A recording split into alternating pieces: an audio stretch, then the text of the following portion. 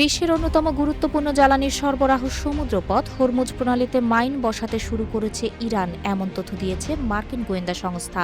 বিশ্বের মোট অপরিশোধিত তেলের প্রায় 1/5 এই সংকীর্ণ জলপথ দিয়ে আনা নেয়া করা হয়। ইরানের Islamic revolutionary guard corps IRGC বর্তমানে দেশটির নৌবাহিনীর পাশাপাশি এ প্রণালীর নিয়ন্ত্রণ করছে। তাদের বিচ্ছিন্নভাবে মাইন স্থাপনকারী যান, বিস্ফোরক বোঝাই নৌকা এবং উপকূলীয় ক্ষেপণাস্ত্র ঘাঁটি ব্যবহার করার সক্ষমতা রয়েছে। একটি সূত্র বলেছে, ইরানের হাতে এখনো 80 থেকে 90% ক্ষুদ্র যুদ্ধযান ও মাইন স্থাপনকারী জাহাজ অক্ষত রয়েছে। ফলে দেশটি চাইলে এ জলপথে কয়েকশো মাইন ছড়িয়ে দিতে পারে।